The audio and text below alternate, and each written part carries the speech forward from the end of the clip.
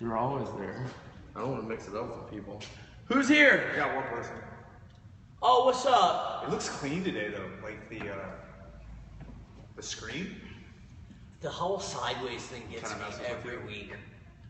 I think it's probably because we all have blue shirts on. Oh snap! Look at that. Man, that is like... And Anders and I have the same shirt on. I'm repping a lot of Highly today. I know my Movement sponsors. RX is getting a lot of PR right now. Who thinks I should spit my gum out?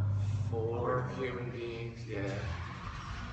I think that's like the #1 rule of podcasting or whatever. Is don't talk with gum. Yeah. Every podcast I listen to, they're like, I just got my full coffee, and if you hear me slurping, I'm sorry because I'm sipping on my coffee. Yeah, Chewing. mine's just on I think they camera. There was some wow, that person's curve. Some people just don't care about the They curves. just do not care about. What's up, y'all? Get another minute here. Blue, da dee da dee da. There's a lot. What if we coordinated all outfits, but like just stripes all the way across, like black and white, the jailhouse edition? We could do Referee edition. Yeah. I could do like a blue shirt with stars, and then you guys could have Red, white. red, white stripes. Yeah. That'd be pretty epic. Whatever it is. America. Or we could Six. like Look at take that. our shirts off and paint our chests and be like at a baseball game, like some message across, like SDA. This is how we gotta get the sponsors. We'll Yeah. just get free swag and wear it. Absolutely. Movement RX isn't even paying us to look like this. Yeah, yo, Teresa, where's that cash at for? Yo, hold on. Can y'all see that? Hold on. I don't think Teresa's ready for this next week. Oh, Movement RX, what's up? Get some. I was so close. 7 for 1/4 of a second. 1 second. Then they saw me up close. That and would've been a changed their PR. mind. All right. Do this. Oh, looks like we could do You this. guys 2-2. 228. Oh my God, the numbers moving. 9. so Look at that. Boom. Oh, we lost one. Oh. Can you guys sense how many people are here based on our emotions? Those are Like, oh, we got 2. Oh, we lost 2. those are people from Brazil flipping. The Brazilians are coming. We're gonna have to do the whole show in Portuguese. Boom. When's Paula coming on? We can get her on for sure. She's I want to ask get the questions running guy when- too. I think that would be cool. Yeah, Get him back. man. I know. I'm gonna ask James, the site guy. Yeah, That'd be pretty cool. with Jen Ryan. Have him just psychoanalyze him. Right? Yeah. Radical. Is Jen Ryan watching? Hey, Jen Ryan. She's in Iowa right now. No, she's definitely not watching. I don't think she's seen any. We do have to get the Portuguese piranha on. Is that Paula's name? No, that's what I just made up for her. That's pretty She's good. actually not Portuguese, though. That's the That'd be language she Portugal. speaks. She's not Portugal. She's Brazilian, and they speak Portuguese. Brazilian mom show. All right, we have. Oh, 10. We gotta go right now. We're going right now. All right, guys. Welcome to another episode of San Diego Athletics Live. We This have is our a 4th one. Right? We have a logo. This I is know. our 4th We're moving one. on up. We coordinated our shirts today. That's pretty awesome. Totally. So the whole thought process behind the series, when I pitched the idea to AV and Bryan, these guys on my left-hand side, was to not only cover issues that arise in the gym, as far as functional stuff, like the new program we discussed, having the games a few weeks back, but then also get a little bit deeper into different portions of athletics, such as movement. Next week we will have Teresa Larson, movement specialist, come on. We'll be talking about some mobility issues. Yeah, movement is RX. Free shirts. Recovery, we want to try to get some nutritionalists in here. But what we're going to be talking about today is the whole mental process behind athletics and how important it is coming into whatever type of sports you want to do and having a good, positive mental attitude. So both you guys are former athletes, right? Former. Now we're all In a sense, I we're all mean, semi-professional. after 20 years, are you still considered? No, we're definitely past our prime. We could talk about high school forever. Yeah, totally. It doesn't. Yeah. And then college. Yeah. But how important do you guys think having a good mindset going into CrossFit or athletics is for those potential athletes? I think that it's just like everything else. You are not really like born with this ability to understand competition until you've been in it a lot, and a lot of that is honed through training, a lot with your training partners. If you show up every day and your training partners go to battle with you, all of a sudden showing up to a competition is kind of the easy day, because it's almost like there's less pressure. But yeah, I think that routines and kind of some of the self-talk that goes along with it makes a huge difference when you're out on the field or wherever you're competing. Go ahead. Yeah, I think that it's actually really important to, and this may have been something you were going to cover, but off the top of my head, to distinguish between extrinsic and intrinsic motivation. And intrinsic, would be something that motivates you, that lights that fire inside of you. And then extrinsic is the result of something that's happening on the outside that's influencing your mindset. And the perfect example of extrinsic that I always think about is, I think it was 2012 regionals, maybe it was 2013, I think it was 2012, where they had 100-pound dumbbell snatches in there. And for the life of me, I could not finish my set of 10 that I needed to do faster than like 57 seconds in practice. And then I got out on the game floor, and it was 3, 2, 1, go, and I completed every set of my 10 reps in like 33 seconds or less. That's the zone, right? Yeah, I mean, it's just like, it's 3, 2, 1, go, there's a gunshot, there's teammates, there's people yelling, it's 100 degrees and the sun's blaring down, and you have your shirt off, and it's just like this whole extrinsic motivation that pops in, and suddenly I found 24 seconds that I didn't have before, and eliminated that, and got it done in 33 seconds, and that extrinsic motivation, I think we're all affected by that. I think the bigger battle is with the intrinsic motivation, and how do you push yourself to that same level of intensity on a daily basis, just working out in your home gym. Absolutely, and we should touch upon the fact that the three of us, as well as a couple other people, have started a book club, the Bro Book Club! Book Club, right? And currently we are reading a book called Mindset, the New Psychology of Success by Carol S. Dweck. And within the first 10 pages, I was fully engaged.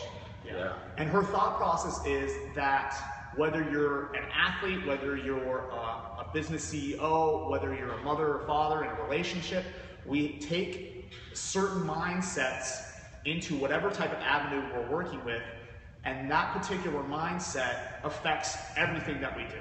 And the two mindsets she focuses on is a fixed mindset where you're just fixated on an end result, and a growth mindset. So no matter what the result might be, you're going to be getting some type of advantage from that. So we encounter a ton of different athletes coming through our door every single day. What do you think the most common for our average day gym goer? That fixed mindset or that growth Definitely mindset? fixed. Because most people just come in and they just want to get a workout and feel like they're doing something and want to live like a life of health and longevity.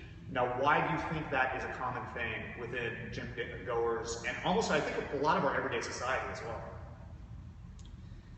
I think because for long-term health and longevity, there isn't necessarily a need to constantly push yourself to new thresholds. I mean, maybe, if you value success, then you have this growth mindset and you see your success in the gym as a factor of whether you're getting stronger or improving in some way.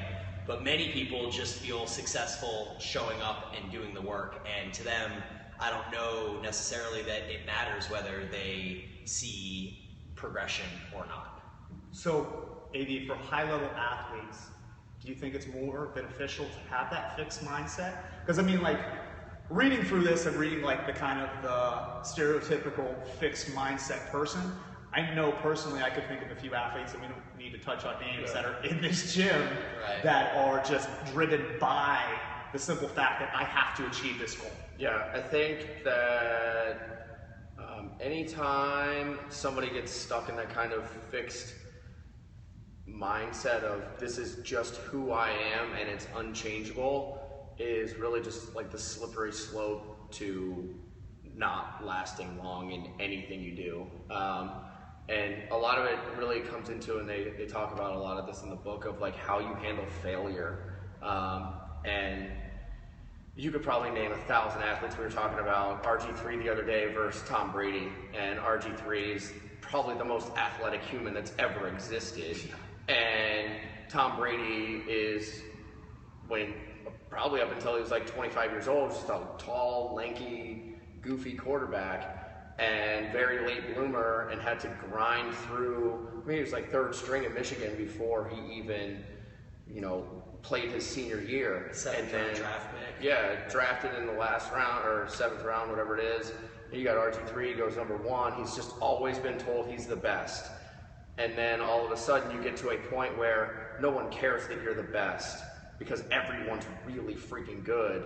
And I think you brought up Vince Young when we were talking about it. You see these guys that have just been genetic freaks, and they've had the size and they've had the success without necessarily, not that they don't put the work in, but there's a different approach to their work, and their goal every day is not to get better. Their goal every day is, I showed up and put in the work, now I deserve something back. And their whole life, that getting something back has been people giving them everything, whether it's money, whether it's scholarships, whatever it is. They've always just been the most athletic, and then they receive this prize. Well, they get to the NFL. Tom Brady wins all of the Super Bowls. RG3 is a second string guy making $30 million or whatever he's making this year. Yeah, it's really, I think Vince Young was such a great example because I literally just watched a documentary on Vince Young and Matt Leinart the other day. It was on NFL Network. And one of the things that Vince Young specifically talked about was how he went into the NFL feeling entitled, that he was doing whatever he wanted during the week, and the coaches would be like, no, you have to strive for improvement, which would be that growth mindset. And he was stuck in that fixed mindset of like, nah, I'm the man. Like at one point he even said, he's like, cuz I'm gonna show up on Sundays, you don't gotta worry about me. Yeah. And then eventually you're not showing up on Sundays anymore, and you don't have ingrained in you that mindset of growth, and you're not intrinsically motivated. He even said he's motivated by like the celebrity and by the adoration that he receives. Well, that's all extrinsic motivation. So where's the drive to be better himself? So do you guys think failure is important within that growth? Like getting kicked in the face. Like, I mean, I've seen one of the ESPN stories. It was, I think, the Tom Brady 7, where it was the 7 quarterbacks taken before Tom Brady. And it might be even more than that, right? But he can sit there after 4 Super Bowls, numerous AFC championships, and he can sit there and still name off every single quarterback. He feels slighted. Yeah. So I mean, is that failure? Is that uphill battle that you have to fight to get to a certain point? Is that good for athletes? Yeah, I think. Yes. I mean, it's the failure is such a becoming okay with failure is so important to everything that we like. Even if you're just owning a business, own a gym. We have these programs that go on. We have all these athletes, and I can't tell you the number of times people like ask, like, "Oh, so you guys are successful?" And you're like, "No." Every time we make a decision, the only thing that's guaranteed is something's going to go wrong, and we have to just continue to hone in on whatever that perfect thing is. Like if you're an athlete, there's no way your footwork is perfect. There's no way your throwing motion's perfect. There's no way you're ever going to be the perfect athlete. But if you look at not being the perfect athlete as a failure, you're never going to grow past that piece and have that confidence that it's okay to learn, have a little setback, learn 1 step back, 2 steps forward, whatever it is. Like how many times, like, dude, freaking lifting with Cena in here. Like, the dude spent the last 9 months lifting off of blocks. He's a freak. Like, why is that guy doing that? Well, because he realized he had a problem. So he said, I'm just not going to get better for the next 8 months, work on the one thing that I need to work on, and this, Go ahead, man. So you recently wrote an article how barbells are sexy. Yeah. Everybody, if you haven't checked it out, right, go on the blogs. Fantastic article. And AD talked about the fact that hitting big numbers on a back squat, on a snatch, putting that on your Instagram. I'm really, really bad about that. But at Justice Fields, doing a strict muscle up isn't sexy. No. Right? And I feel like getting back to the everyday gym goer that we have come in here, whether they've done any type of athletic background or not, that all of a sudden becomes what they fixate on. So how do you feel like it's our job as coaches to bring them back down to that basic level and say, listen, like we need to dial in the mechanics. Like, perfect example, Monday, everyone went to those L sits. Oh yeah, I'll just load up, throw on the 50, and then all of a sudden, holy crap, I'm having a hard time getting that over my head. For the L military press. Yes, the L military. The Z press, the Z right, press, Z press, yeah. Well, I think this is literally just an example of a lot of what's going on in our athletes. Like we can name a couple athletes that we've had to kind of pull back recently. And I think it also feeds into a lot of what we're trying to do with this Olympic lifting CrossFit program right now is that, we list in the programming percentages of like, today we're gonna snatch 82%. Well, if you're going off 82% of some PR that you hit 3 years ago, and you haven't even come close to that number in the last 3 months, you have no business calling that your PR. Right. You're gonna be sitting over there failing weights and failing weights and failing weights because 82% is not the right number. You ever try to snatch 82% for a triple, that's really hard. You need to make sure you're going off an accurate PR. And the most important thing is in this whole like 1 step back, 2 steps forward process is A, accepting that you're gonna have to take a step back, but then basically just focusing on being perfect. Like if you just never miss a rep and you just keep making reps and making reps and making reps, your confidence is gonna be through the roof. And if you're sitting there and you're failing reps, you're not gonna believe that you are actually even strong at all. Right. So much of this is just a perception of yourself and believing that that weight is light and that you can handle that weight, that it's going over your head. Which, to be a little bit of a devil's advocate, I mean, that's somewhat counterintuitive also of what we're saying, because in order to grow, you do need to at some point fail. And I feel like that's where our job as coaches and having a growth mindset and having the ability to step in and say, listen, like it's okay to possibly fail on that third set, on that third rep to try to get into that position. But if you're failing on your first set and it's just, you're all over the place, right? That's when we need to take it back. Yeah, it's definitely a gray line. I mean, I think that you don't want to practice failure. Right. So as long as the majority of the work that you're doing is practicing success, then that's cool. But I think that part of that growth mindset is in knowing when you need to take a step back. And so that's a process of maturity. And I don't necessarily think that that's being stuck in a fixed mindset. It's actually part of, in my mind, a growth mindset to understand and be mature enough to know that you need to dial it back, work on a couple things like you was talking about with Cena, and then from there you can move forward. Yeah, and I think if you were to look back, like I'm actually writing an article on kind of some of the old coaches that I've had in my life, from like playing hockey, and you think about like what their message was, like why were they such good coaches? Like some of them are much more disciplinarian, some of them are much more laid back and kind of give you the freedom to do this thing, but there's a lot of value in kind of that middle area of like what was their approach to teaching and what was their approach to practice every day. Like what did we do in practice that everybody just connected with the coach, and how does that result in winning, or how does that result in PRs?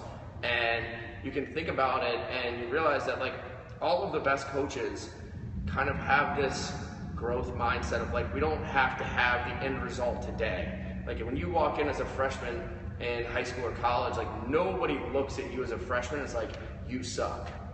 Like no, they look at you and they're like, hey, we're gonna take this kid and he's here, and over the next 4 years, we're gonna win a state championship, or over the next 4 years, we're gonna win a conference championship. Over the next 4 years, we're gonna win this. And nobody looks, no coach that does their job well looks at you and says, you just don't have it today. There's a process that everybody has to go through, and like we try and teach this stuff through the classes, through the levels that we used to have, and understanding what everyone needs in here, but it's tough. Like everybody wants to play CrossFit, or everybody wants to snatch 225. Everybody wants to do this, and they don't realize it's like, hey, let's learn how to do some stuff. Then we'll fix some problems. Then we'll relearn how to do it. Then we'll fix some problems, and in a couple years, you're gonna be really freaking good at this. Yeah. But I need some time. Like, we're not just gonna come in, blow through some conditioning workouts, make you feel like shit. Hopefully your knees aren't hanging out on Garnett Avenue, and you're gonna be awesome. Like, everything is a process, and the best coaches are able to instill that growth mindset. Like, today at practice, we only worry about this, and if we can accomplish this, tomorrow we're gonna get better, and we're gonna build on this, and there's always a process to things. I'm glad you brought up the fact that your coaches when you were younger, because I wanted to touch on that as well. We had recently all watched a documentary on Real Sports with Everyone Gets a Trophy, this new philosophy that it's basically, probably arisen a little bit after we were in youth sports, that it's okay not only to fail, but not to try. And I think that's the biggest thing as coaches coming in here. It doesn't matter if you PR every day. It doesn't matter if you are barely getting past squat parallel. The fact that if you're coming in here and you're giving effort every single day, I think that for the three of us is probably the most important thing. Just try to strive to improve a little bit somewhere each day. And it doesn't have to be in getting stronger or adding a rep or anything like that. You can improve by just making your movement crisper. Yeah. That's improvement, and that's awesome. Absolutely. There's a catchphrase right on the top of the book on the mindset that says, becoming is better than being. And I feel like no matter what the person's goal, every athlete that comes through here, that's what we really try to impose upon them. Yeah. So if you guys have any questions, please shoot those across right now. We've been just jabbering on for a little bit. Oh, we lost one. They're like, yeah, we've seen enough. We just lost someone because we asked for questions. That's too bad. Well, for those of you 6 that are still hanging out, please tune in next week. We will have an actual expert talking about some real important stuff, not just the 3 of us jabbering on. Once again, Teresa Larson will be here talking about mobility and trying to fix some of the problems you guys might have. And if you guys have any more questions, you guys can post on our blogs, on our homepage, or anything like that. Boys, you have anything else to add? No. That was cool. Yeah. Have a bro book club. Bro book club's the shit. Strive for success. Yeah, boom. Awesome.